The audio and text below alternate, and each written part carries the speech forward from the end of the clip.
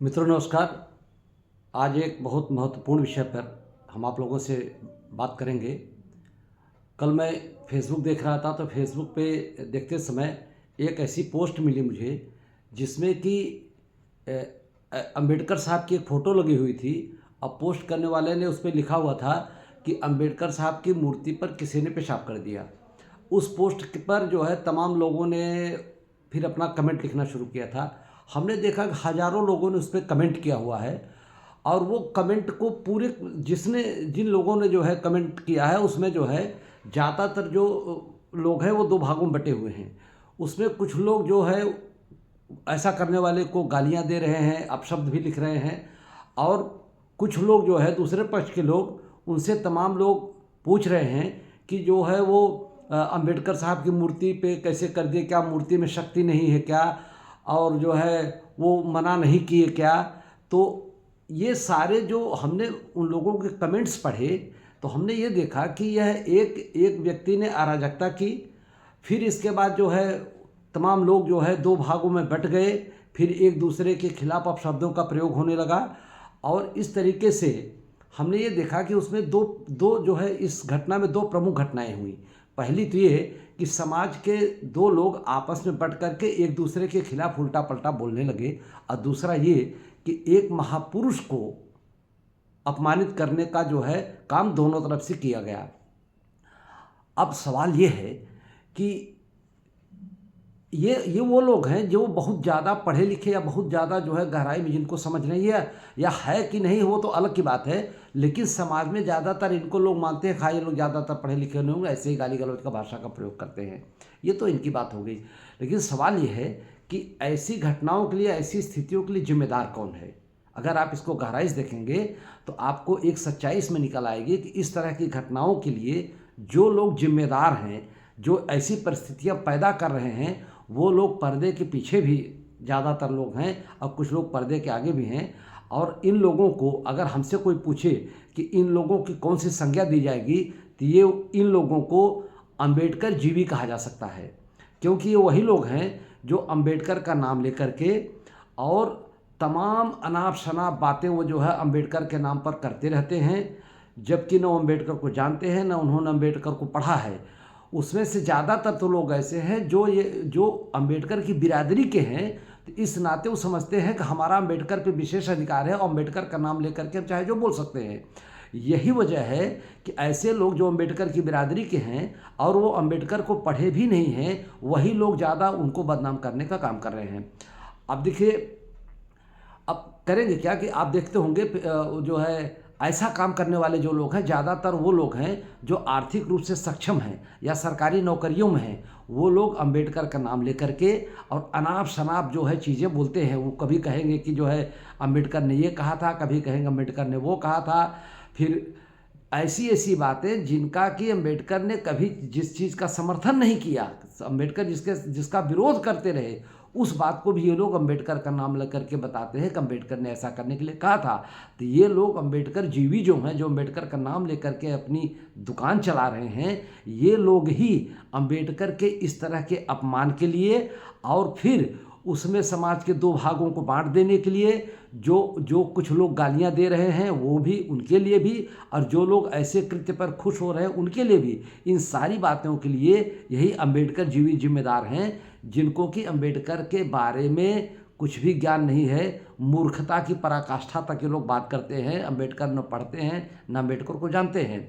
ऐसे अंबेडकर जीवी वैज्ञानिकों के लिए मैं ये कहना चाहूँगा, आप लोग देखते होंगे कभी कभी कि वो कोई जो है हिंदू धर्म पर या सनातन धर्म पर कोई एक सवाल लिख करके और अंबेडकर की फ़ोटो लगा देते हैं, या एक सवाल करेंगे हवाई आशा, उसके नीचे लिख देंगे डॉक्टर भीमराव अम्बेडकर। जबकि इस तरह के सवाल, इस तरह की वाहियात बातें न अम्बेडकर ने कभी कही थी, न अम्बेडकर ने कभी लिखी थी। ये लोग अम्बेडकर का नाम डुबा रहे हैं। एक दिन ऐसा कर देंगे कि जिस तरीके से तमाम जो है खलनायकों के बारे में सोचा जाता है, ये अंबेडकर जीवी लोग एक दिन अंबेडकर को खलनायक बना के छोड़ेंगे। पहली बात तो हो गई। अब दूसरी बात है ये कि ये लोग, ये जो ज़्यादातर जो अंबेडकर जीवी हैं, ये वो लोग हैं जो कि उनके क्या कहते हैं सरकारी नौकरियों में हैं और आरक्षण से नौकरी पाए हुए हैं, और ये बार बार कहते हैं कि बाबा साहब ने हमको आरक्षण दिया है। ये सही भी है, बाबा साहब ने आरक्षण दिया है। तो सवाल ये है, और ये जब बात करने लगते हैं तो सामने वाले को, ख़ास तौर से सनातनियों को ये बताते हैं कि ये अंधभक्त हैं, गोबर बुद्धि है, बुद्धि में गोबर भरा है, गोबर खाने वाले लोग हैं, गोबर लीपने वाले लोग हैं।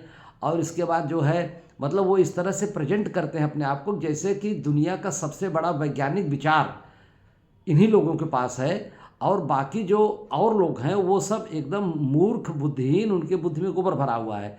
तो हम ऐसे विद्वानों से कहना चाहते हैं, भाई अगर आप इतने बड़े वैज्ञानिक हैं, आप इतने बड़े विद्वान हैं कि उस समाज को, जिस समाज को लोग कहते हैं कि बड़ा जो है वो आप ही के लोग कहते हैं कि जो है बड़ा होशियार है, बड़ा बुद्धिमान है, और वो जो है हम लोगों को बेवकूफ़ बनाया इतने दिनों से, ऐसे लोगों को जिसको कि आपके तमाम लोग कहते हैं कि ये लोग जो है बड़े बुद्धिमान और जो है होशियार हैं, सबको बेवकूफ़ बनाए, उन लोगों को आज आप जब कहते हैं कि इसकी बुद्धि में गोबर भरा है और इसको बुद्धि नहीं है, पाखंडी है, तो ऐसे लोगों से भी मुकाबला करने के लिए कम से कम आप लोग तो अपने आरक्षण की बैसाखी छोड़ दें।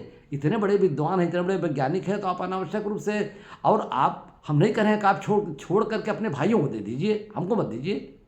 आप ऐसे लोग जो अच्छे अच्छे पदों पर हैं, सरकारी नौकरियों में हैं, रोज अम्बेडकर का नाम लेकर के ज्ञान देते हैं, कम से कम आप लोग एक काम तो कर ही सकते हैं, अपने उन भाइयों के लिए अपने आरक्षण का परित्याग कर दीजिए, क्योंकि आप तो दुनिया में सबसे ज़्यादा बुद्धिमान हैं। आपको कंपटीशन में बैठने के लिए आरक्षण की ज़रूरत क्या है भैया?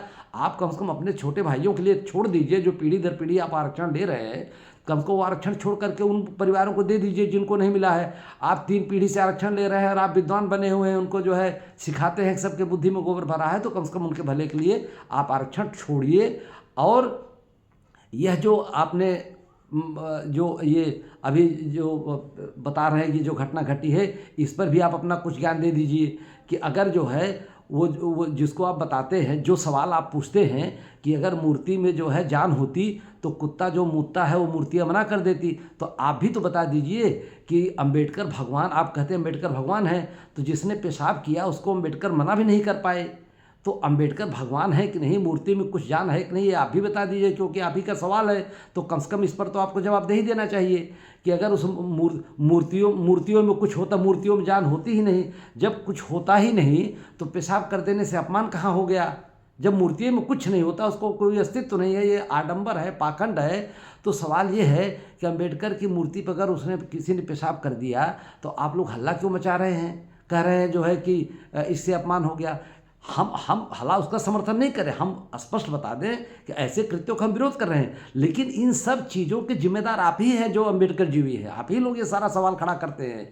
अब जो सवाल भगवान की मूर्तियों के लिए आप खड़ा करते हैं, हम नहीं कहेंगे कौन, क्योंकि आप लोग तो इतने गए गुजरे हैं, आप लोगों को शब्द इतने खराब हैं कि वो शब्द तो मैं दोहरा नहीं सकता। लेकिन मैं ये पूछता हूँ कि जिन शब्दों को आप देवी देवताओं की मूर्तियों के लिए प्रयोग करते हैं, जिन सवालों को खड़ा करते हैं, वही सवाल मैं खड़ा कर रहा हूँ और आपसे पूछ रहा हूँ कि क्या अम्बेडकर की मूर्तियों के साथ जो हुआ है, आप उन सवालों का जवाब कुछ देंगे? आप क्या कहना चाहते हैं? जो सवाल आपका देवी देवताओं की मूर्तियों के लिए है, वही मेरा सवाल अम्बेडकर की मूर्तियों के लिए है, और ये फसाद आपने खड़ा किया हुआ है। तो इनका जवाब भी जनता आपसे अपेक्षा करती है। आप विद्वान आदमी हैं, अम्बेडकर जी भी वैज्ञानिक हैं, क्योंकि आप ही सारे वैज्ञानिक सवाल खड़ा करते हैं। आपके जैसा कोई वैज्ञानिक है भी नहीं, अपने भाइयों का हक मार करके पीढ़ी दर पीढ़ी आरक्षण ले करके और उनके बीच बैठ करके उनको ज्ञान देते हैं। आप जैसा निकृष्ट तो कोई दूसरा है भी नहीं। लेकिन अब चूंकि आप वैज्ञानिक हैं भाई, तो आपको हम ज़्यादा कुछ कहेंगे भी नहीं। तो हम आपसे अपेक्षा ये करते हैं कि आप कम से कम 2 काम करिए कि जो सवाल आप जो है देवी देवताओं की मूर्तियों के बारे में उठाते हैं, ठीक वही सवाल अम्बेडकर की मूर्तियों के बारे में हुई घटनाओं के बारे में आपसे पूछ रहा हूँ। आपसे अपेक्षा करता हूँ कि आप इसका कोई जवाब देंगे। और दूसरी बात ये कि इन गोबर बुद्धि वालों से कंपटीशन करने के लिए आप क्यों अपने भाई का हक मार के बैठे? आप तो इतने विद्वान हैं कि आप गोबर बुद्धि वालों से तो आप ऐसे भी आगे चले जाएंगे। तो कम से कम आप अपने आरक्षण का हिस्सा घोषणा कर दीजिए कि हम लोग इतने बड़े वैज्ञानिक हैं, हम अपना हिस्सा अपने छोटे भाइयों को दे रहे हैं जिनको आरक्षण नहीं मिला हुआ है। ये बेवकूफ़ बनाने का धंधा बंद करके इन दोनों सवालों का जवाब दीजिए। धन्यवाद।